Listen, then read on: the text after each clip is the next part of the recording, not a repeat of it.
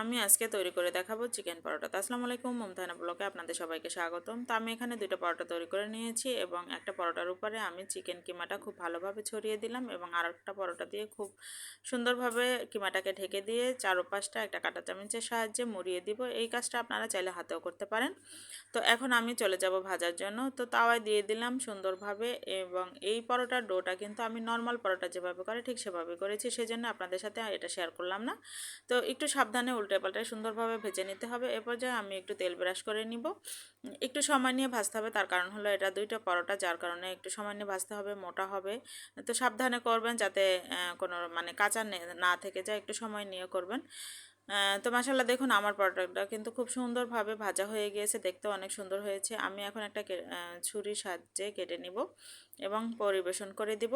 আলহামদুলিল্লাহ আমার পরোটাটা কিন্তু দেখতে যেমন সুন্দর হয়েছে, খেতেও মাশাআল্লাহ দারুণ হয়েছিল, খুবই সুস্বাদু হয়েছিল। তো অবশ্যই সবাই ট্রাই করে দেখবেন। আর কিমা রেসিপিটা কিন্তু আমি আগেই আমার পেজে শেয়ার করেছি, অবশ্যই আপনারা সেখান থেকে দেখে নেবেন। তো ভিডিওটি ভালো লাগলে লাইক কমেন্ট শেয়ার করবেন, আর যারা আমার ইউটিউব চ্যানেল থেকে দেখছেন অবশ্যই চ্যানেলটি সাবস্ক্রাইব করবেন। আজ এ পর্যন্তই, আল্লাহ হাফেজ।